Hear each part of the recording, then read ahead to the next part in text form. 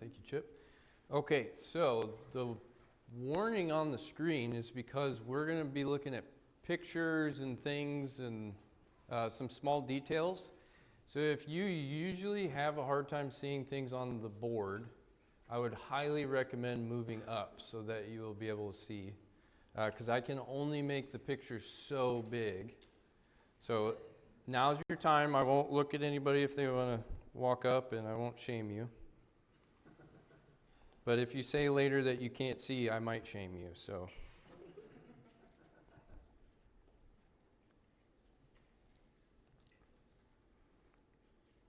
Okay, before we get to those pictures and things, we're going to keep going with fact number 5. And what we're doing is we'll finish the worksheet portion and then continue with some extra information about this.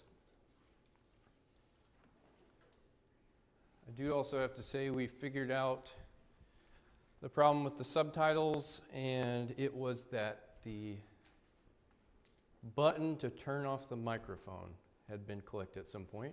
I don't know who did that, but I spend the most time up there, so I'll take the rap for that. So that should be working now. Okay. So fact number 5, Jesus' tomb was empty, and that's what we've been talking about. And what we left off with on Sunday, today is Wednesday. What we left off with on Sunday was talking about this recorded tradition that is in Matthew chapter 28, 11 through 15. So that's what we were discussing. So let's turn there real quick, just so we can refamiliarize ourselves, and then I want to ask just a couple summary questions about it. Jasper's escaping.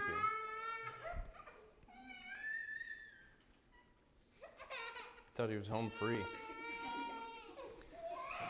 Okay, so Matthew 28, 11 through 15. So I'll go ahead and read this, and then I'm going to ask someone basically to summarize what Matthew is telling us. So that's kind of his main point. So be thinking about that as we read. So Matthew 28, 11 through 15. These are the guards coming after they see the angels and so forth. While they were going, behold, some of the guard went into the city and told the chief priests all that had taken place. And when they had assembled with the elders and taken counsel, they gave a sufficient sum of money to the soldiers and said, "Tell people, his disciples came by night and stole him away while we were asleep. And if this comes to the governor's ears, we will satisfy him and keep you out of trouble." So they took the money and did as they were directed. And this story has been spread among the Jews to this day. Okay, so somebody first summarize for us what does Matthew tell us here? That should be relatively easy. We just read it. I'm not looking for anything special. He tells us about the bribing of the soldiers. Right, so the soldiers, they saw the angels and the things that happened at the resurrection of Jesus. And when they go and tell the chief priests and the council says, "Here's some money and keep this quiet. And if anyone hears about it, we will cover for you." Why is Matthew telling us this story? Why does he include this in the narrative? This is probably maybe a little more difficult question, Emily. I mean, I think one reason is because, he says at the end, this story's been spread to this day. So it's kind of like, I know that this is what you're hearing, but this is the truth as to why you're hearing the story. And so it just kind of shows that he's not trying to be like, "Oh, don't listen to them, that didn't happen." He's like, "Yes, this is happening, but this is why." So it kind of just gives a backstory to what you're hearing versus what the truth actually was. Yeah, exactly. So people are being told this, that the disciples stole the body, and Matthew's saying, okay, this is why you're hearing this, right? And so that is why Matthew includes it in the narrative.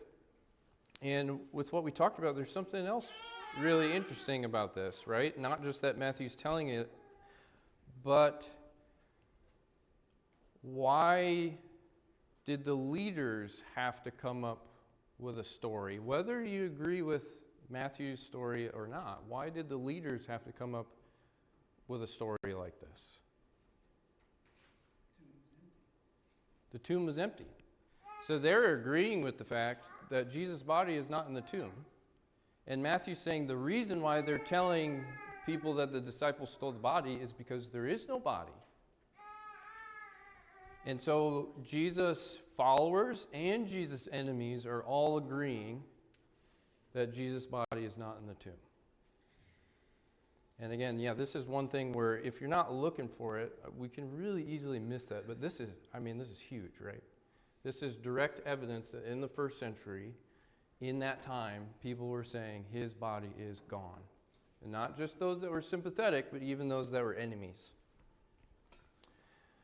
Okay, anything that we want to bring up about that? Just wanted to sort of rehash where we were at and left off. Questions about any of it? Or yeah, Chip. I assume that the Christians, some of the Christians even maybe knew who the soldiers were. Yeah, Like, I don't, at least the women it for sure, wasn't, yeah. how they found out that they bribed them. Maybe, the soldiers maybe just didn't care. It's not their business. Yeah, They don't have anything at stake by telling the truth to other people. So maybe they, had something to gossip about. yeah, Or told their wives about it. yeah, there's a lot of different people who could have heard that and yeah, spread the story. But yeah, definitely it's not a secret that those guys were there and kind of what was going on. And some of the disciples, we know, the apostles and then later other disciples were insiders in those groups, part of the Sanhedrin or part of the Pharisees or whatever. And so yeah, there's access to those. Andrew and then Greg. I think it just goes to show how desperate they were for some kind of good explanation that this was the best they had. How much did they have to pay the soldiers to basically get the soldiers to take on the blame for it? They're telling them to lie and say, you need to lie and say you were asleep on the job and that's how it happened. Yeah. So it was a big ask of them and uncharacteristic of the way Roman soldiers were trained. So it was not great, but it's all they could really think of. Yeah, it's really all they could think of, right? And just one, sometimes conspiracies are true, and this is a case of it being true, right? That's not always the case, but here, yeah, they're saying that we did this and we didn't do it, so I want to give you kind of the real explanation. Greg. The soldiers, it reports, were scared to death, and they went and ran and told the council what had happened. Yeah. They would have been smarter to make up a story about how they were hit over the head, snuck up on, and then the body and then the grave robbed, than to throw this angel in there and all this other stuff they Yeah. saw. They didn't exactly endear themselves to the council by confirming that which the council was afraid was going to get out anyway.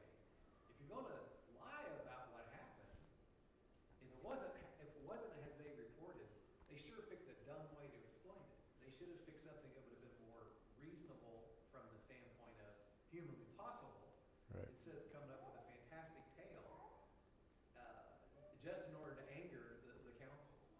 Right, yeah, absolutely. And then, yeah, the explanation that's given is this ragtag bunch of Jews overpowers the soldiers and breaks the seal and moves the rock and takes the body and hides it somewhere and nobody ever finds it. It doesn't work. But this is the earliest alternate explanation that we have for the empty tomb and the resurrection of Jesus. And that's really interesting. So let's get to the reflections, unless there was somebody else that I was missing. Okay, so the reflections on page 4.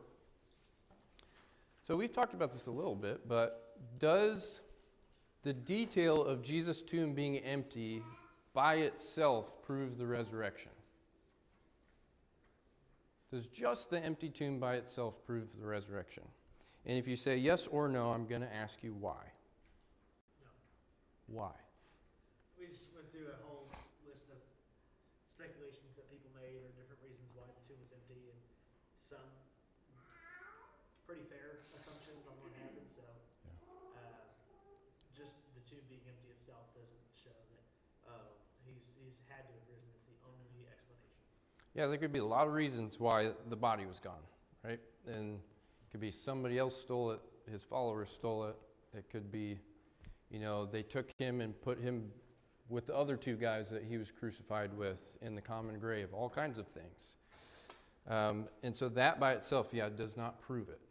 Anybody want to jump on that before we chip? Jesus' body was never something that he taught about, like him putting emphasis on his body. It was all about the Spirit of God. Okay.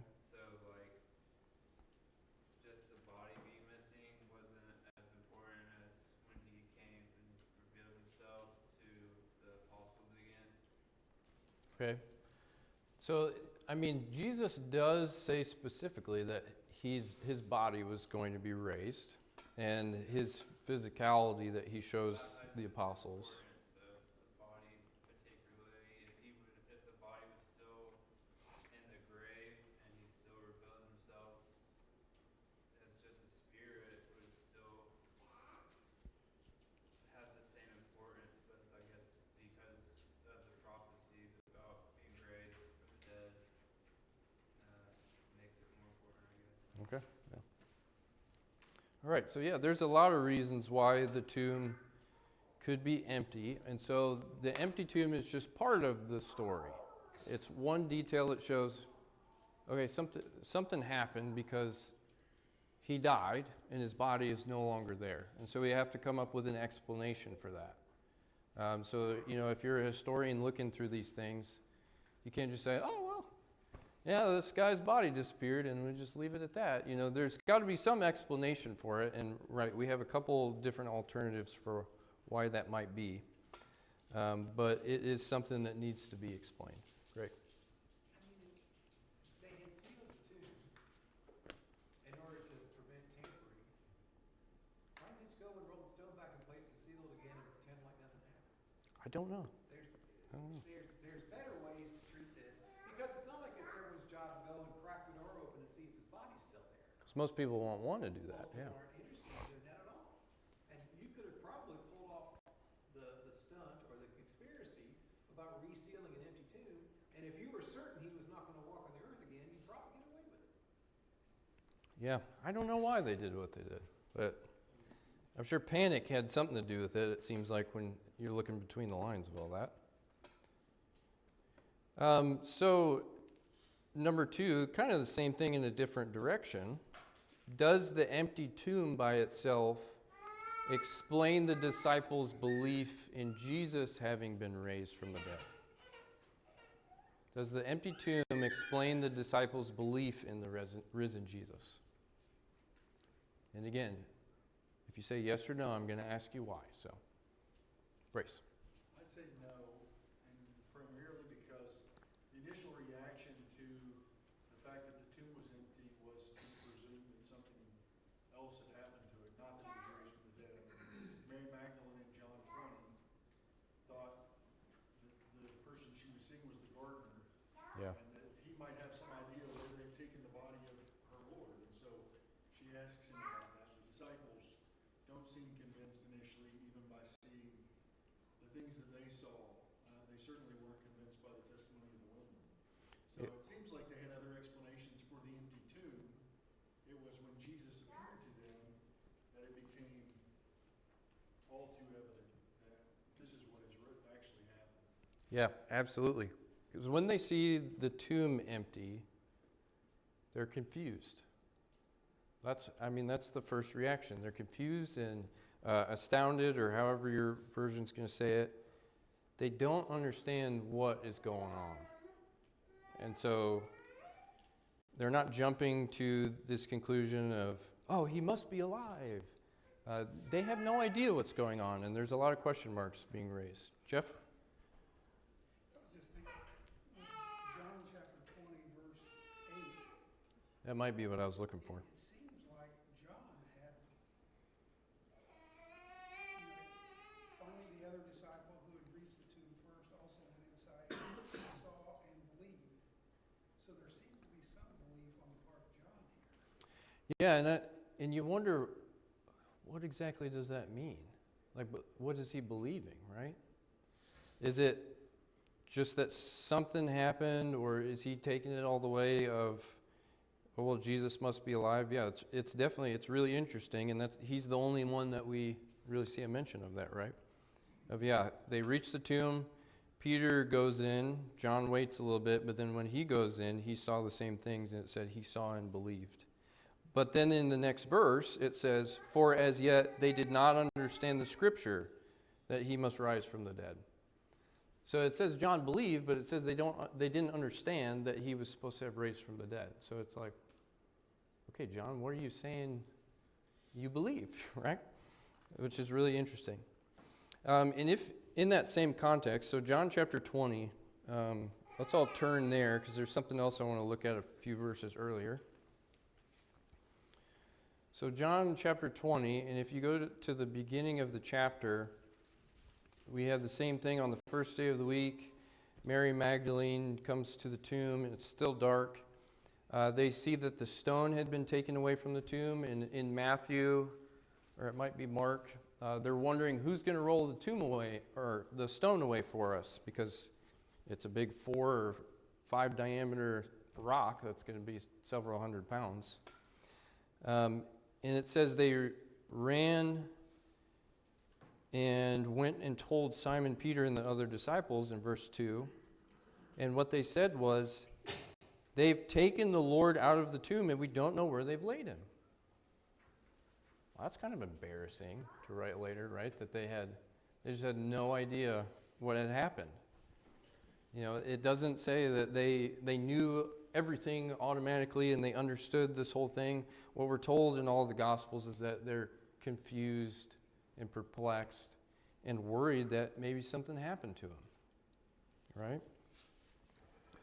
So yeah, as was said, the empty tomb by itself doesn't explain the disciples' belief either. It's that in combination with firsthand eyewitness of the risen Lord. Hearing him and seeing him and touching him and eating with him and seeing, okay, this is the explanation for why his body wasn't there, because he walked out. He walked out.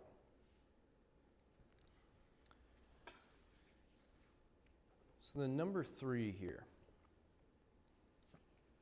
So we looked at Matthew 28, and it says there that the chief priest started spreading the story of the disciples stole the body of Jesus. And that's the only other explanation really that's given in terms of history that's anywhere close to the time being. Of course, we start getting, years later, and we get all kinds of the wacky theories that we're aware of. But within like the first 500 years, that's the only alternate explanation that we have. But the point is, nobody is saying that his body was still in the tomb. Nobody's saying that. They're all trying to explain what happened to his body. So number 3, what do you think about the fact that no one in Jesus' day ever refuted the empty tomb? Nobody argued with it. Nobody proved it wrong. And what do you think about when you consider that?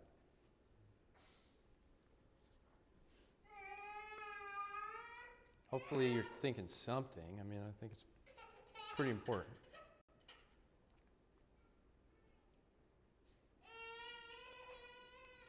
Any volunteers?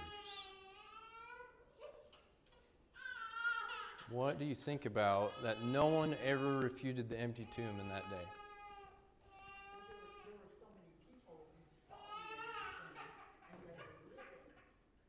And there were people who say, I saw it. Yeah. Yeah, so there wouldn't really have been a way to refute it, right? The fact that so many people saw it empty and then saw Jesus alive again, for someone to try to then explain and say, no, he's still there, that would almost be impossible, right? Because at that point, it's something that's started to spread, and you can't contain it. And that's what happens with, the sect of the Nazarenes, as people saw it, was we thought we controlled it by killing Jesus, but then people are saying, oh, his body is gone, and we're seeing him alive, and then it just completely takes off, and it is uncontrollable by that point. What else? Anybody have any other thoughts? Yeah, John. Well, and I think the total darkness that came and the earthquake that happened when Brethren died, I think that was so significant and overwhelming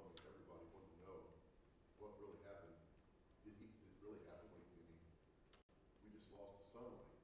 We said earthquake. Yeah. This is not right. I mean, this has never happened before. So people were wanting to know. It had to become a top news story. What really happened? It must Yeah. have been real. Something odd is something weird's happening. And I always wonder if the people who witness those things, you know, the sun darkening or the empty tomb or the risen Jesus, if they ever got tired of being asked about it, you know.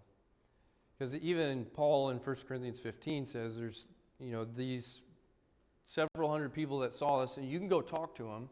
And of course, they were a pilgrimage society where they're going back and forth and visiting people and talking to everyone. And I wonder if sometimes they got sick of telling the story. I imagine they didn't, but, you know, how many times were they asked, what did you see? What happened? There were also the dead that came out of the grave upon the crucifixion.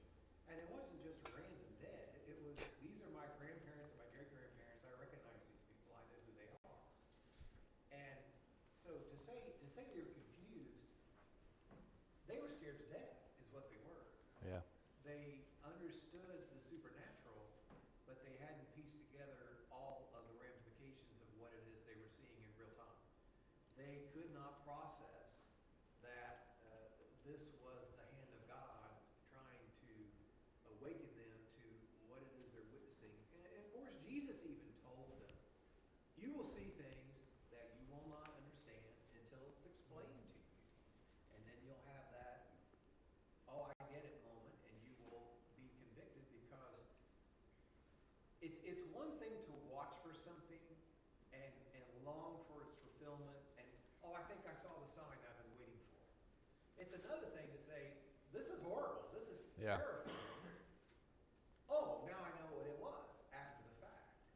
And that human tendency for once something so bad that you're willing to hallucinate it is actually a thing. Yeah.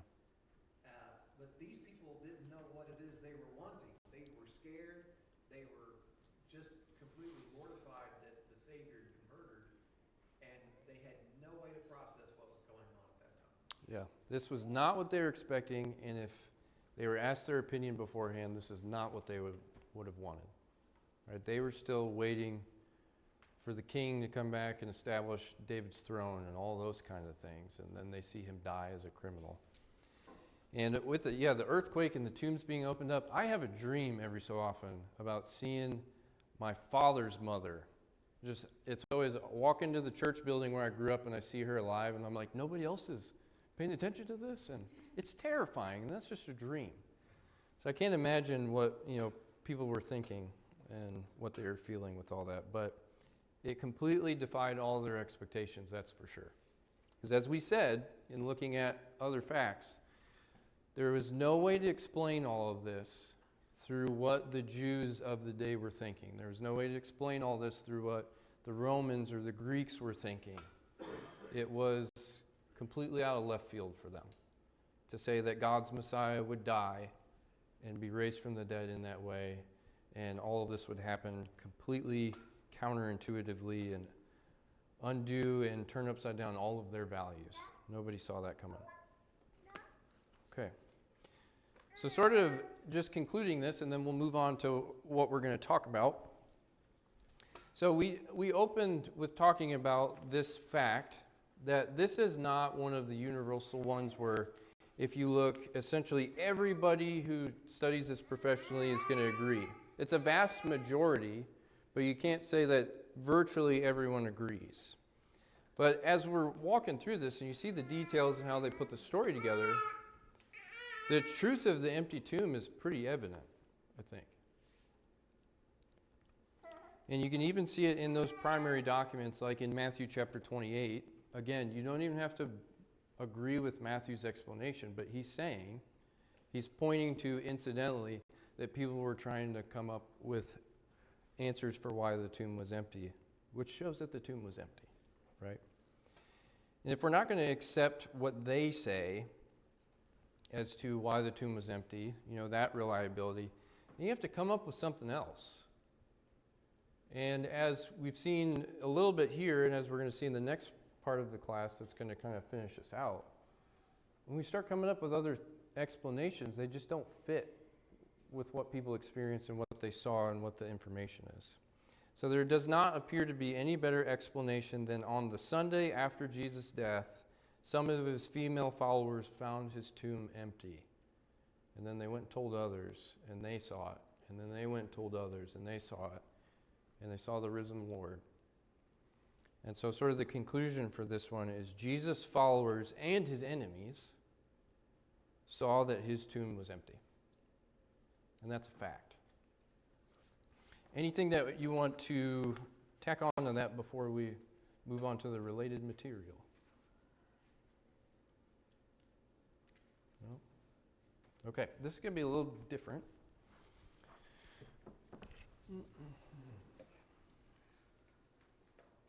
So what we're going to talk about now is, I mentioned this before, I want to show you, let me get this out of the way because I bet I'll do a lot of back and forth. I want to show you an example of an actual first century tomb that has been excavated, like a pretty famous one, and show you the information. And the goal with this is when you see the details and you can put your eyes on what they would have experienced and what they would have seen, you can really appreciate the narratives a lot better as to what the gospel writers are telling us. You can see, okay, that's why they say that, or this is what was going on, and you can picture what is going on in the accounts that were given. And I think it's another example of it making it more real to us. So we're going to talk about something that is called the Tomb of the Shroud, and that is not in any way related to the Shroud of Turin. We'll talk about it in a minute. So, just as a way of kind of introducing this, and I've tried to make these as big as I can, but I know it's not going to be, I don't know if,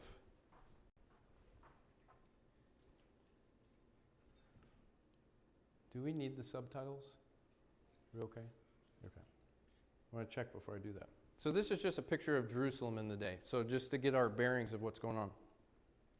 So we're talking about the Tomb of the Shroud, and this was discovered in the year 2000. So just 25 years ago. And what it was a couple of Boy Scouts and a professional archaeologist from the University of North Carolina just happened to be walking in a field, and they're looking around, and he's showing them, because in this area there have been a lot of tombs, and tombs in the Middle East and in Egypt and all kinds of things are notorious for getting looted. Grave robbing is a really big thing. They take what they find, they put it on the black market. So they're all over the place and people can see them. But at one point, one of the boys just disappears underground, and he comes back out and says, "Hey, come look at what I found." And the archaeologist loses his mind, of course, and sleeps in the tomb to make sure nobody comes and messes with it. And then they start studying it and things like that. And it's called the Tomb of the Shroud. And just why that name and why it's famous, it's not famous because of what we're talking about, but it's famous because in that tomb, they found a sealed cavity, which would be called a burial niche, where you would put a body and essentially wait for it to desiccate and decompose. And it was still sealed. Even though the tomb had been robbed, nobody had tampered with this. And when they opened that seal, they found still a wrapped body. The linen cloths and everything were intact. And when they took that, because there's still part of the tissue that was viable, they were able to confirm that this person had died by leprosy, Hansen disease. And so it's one of the only physical pieces of evidence of Hansen's disease, which we call leprosy usually, at that time in that place. And it's from the first century.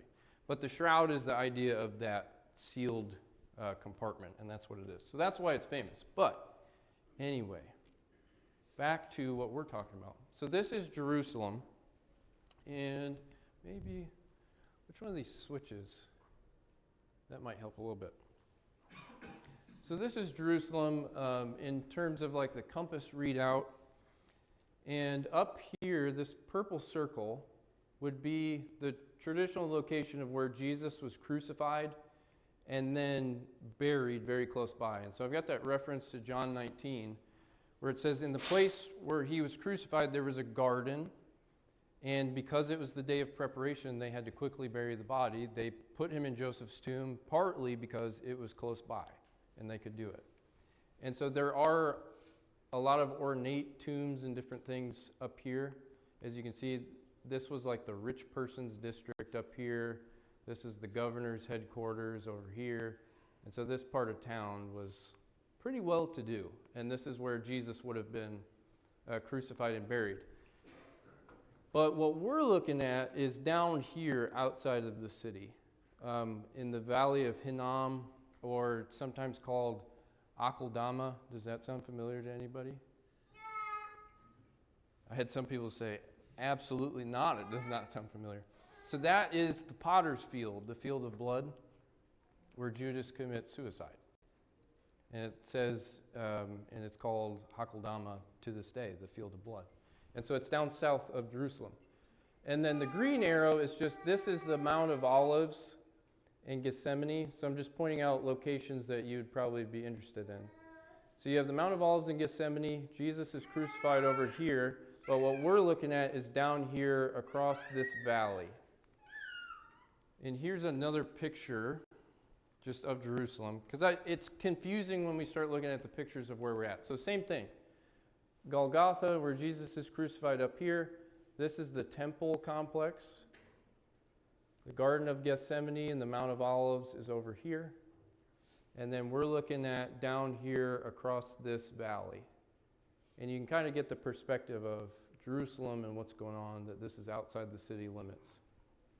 But in this area down here, there are a lot of wealthy tombs that they've found and have been excavated and things, and this was it was a place of prominence.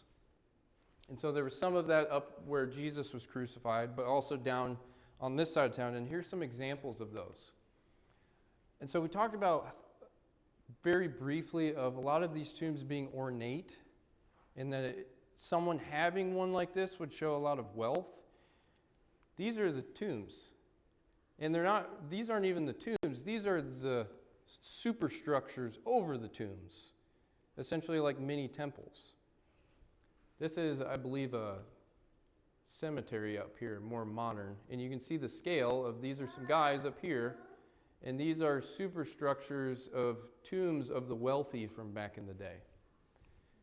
You had to pay somebody to go in there and dig that rock and carry that rock out by hand.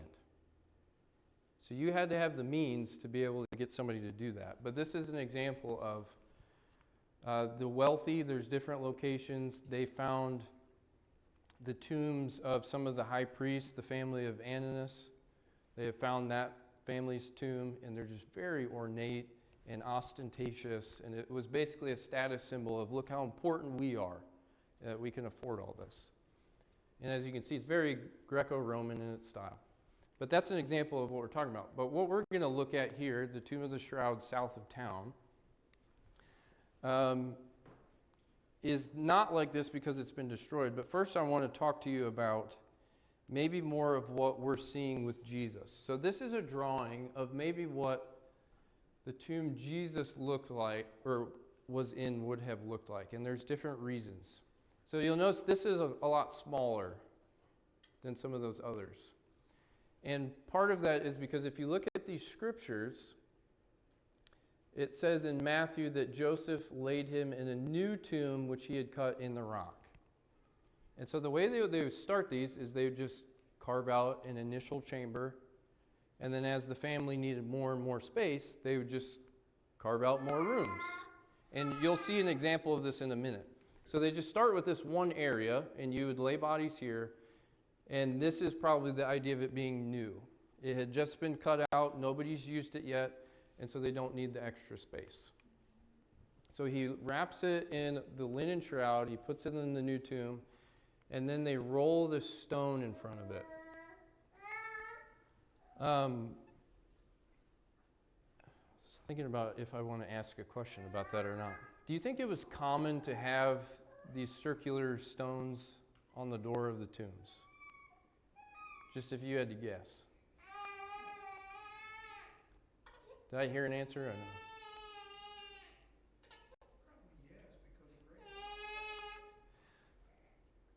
Grave robbers is a good, but the answer is actually no. I'm sorry, Jeff. You don't win any money.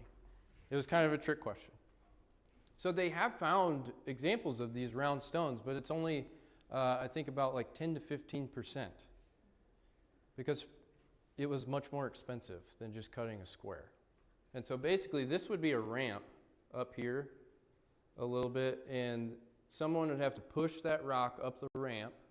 So you see why the women were wondering, who's going to do this for us? And there was only a select few who had a seal like that, and who do you think they are? The super rich. And so from all of the incidental details, Joseph of Arimathea qualifies as one of the super rich guys. A new tomb that he can spare, and he's got, the fancy opening that only a select few people have, and it's just, and the gospel writers don't point a lot of that out. That's just how it was, and that's part of, you can start to appreciate some of those details. And so then with the resurrection, so Mark 16, and then we read in John 20, there's some details there. So in Mark 16 it says, the women enter the tomb and they see a young man sitting on the right side. And so there's a couple of things that could be. It could be what would be called these bench-style tombs, where you just lay the body right there and wait for it to desiccate. And so maybe the angel's sitting right here. Or, as we'll see in a minute, there were those cutouts, those niches, which was basically a hole in the wall that you would slide the body into like a mausoleum. And maybe he's sitting on the other side of that. So one of those cases. And so that's what it's talking about when it says, they're stooping in and they look and the angel's sitting on the side. And then also the detail that we have is the cloths are laying there. And so the cloths are laying off to the side, not in the middle. So maybe that's on the bench, maybe that's to the side in one of the holes. But you see it says the linen cloths were lying there and the face cloth, folded up into place by itself. Just those little things that really add a lot to the story. So that guy that they found still buried in that tomb, what do you think he was wrapped in? Yeah, he was wrapped in strands of cloth like that. And it was still intact. I mean, that's just what they did. They would wash the body and perfume it and wrap it up to keep the smell of decomposition away. And then they would come back for about a week and have like the extended funeral. And it seems like the women were going to start the process of that, of, honoring Jesus' body and giving more of the perfumes and different things. Does anybody have any questions about this? Okay, so basically this is just an example of a new tomb where they didn't need all the extra rooms yet. And so Jesus was probably put in something like this, and maybe if it wasn't a bench, it would have been just like some holes in the wall. And then as they needed to expand, they would just bust all this out and keep digging. And again, they had to pay some poor guy to do that all by hand. So that is probably what Jesus' tomb looked like. So what we're going to look at, for one thing, because it's way out of town in a different spot, and as you'll see, it's much more extensive, is definitely not the tomb of Jesus. Definitely not. This is the tomb of the shroud where they found that leper. So this is a picture of, this guy's an archaeologist, if you can see. He's just sitting there. And so this is the tomb. Right? It just looks like a rock. Jerusalem is this way, and this is part of it, and this is kind of that valley. So there's a guy sitting here, and the tomb entrance is a hole down here. And I've tried to make these as bright and contrasting as possible. There's only so much I can do, which is why I said you need to sit up close if you can. This guy's name is Craig, by the way, if anybody was wondering. Craig. And so here's the tomb entrance, Jerusalem that way. So this is a diagram of what that tomb looks like. And we'll see another one in a minute that's a little bit more clear. So this is where that guy was sitting, up here. You have the entrance to the tomb, which is this hole. And I've watched some videos and done some research of there's this big ornate opening. This was one of the tombs with a square hole. And and it's in, the Roman style. But basically, you climb down into here. This is the upper chamber. So picture that tomb with Jesus. They would have that first room, and then as the family needs more room, they would expand it into this upper chamber. And then as they need some more room, they expand it some more. And so this was kind of the first stage where they'd put some bodies, and then eventually they'd end up down here in the ossuaries. Does anybody remember what the ossuaries are? The bone box, right. So there's this process, and then there's this really creepy passageway down there. But this is what we're kind of looking at so you understand from the surface there. The whole entrance, and of course now it's been covered up by dirt and plants and all kinds of things, which is why nobody found it, and then a Boy Scout just fell in. And this is sort of a diagram from the side that you can see. So I'll go on this side because I've been over there the whole time. So this is the entrance, right? That first chamber, the passageway down to the under chamber. And so those burial niches they're pointing out are these archways here that are cut out to slide bodies into until they're ready. And then you have this passageway. So that's just the picture in your mind of what we're about to look at, because it's about to get more confusing. And I'm going to show you this, and we're going to continue it on Sunday, which was the plan all along. So don't feel like you're going to miss out on anything. So here's the picture of the initial room. Oh man, I tried, but there's only so much. So this is that entrance, and you drop into this scary room here. That's the passage down to the lower level where somebody's shining a light up, and these are the burial niches where you'd slide a body into. And so you see when it says the disciples come and they stoop down into the tomb, why it says that they did that. Because it's literally a hole in the ground. And if you want to come look on the laptop afterward, the picture is much more beautiful up here. But we'll continue this on Sunday. So we'll wrap this up, and then we're going to move into the next portion of the class. Any comments or questions before we stop this? I'll try to figure out something with the contrast for Sunday, but if you want to come look at a lot of this afterward, you are free to do so. Thank you, guys.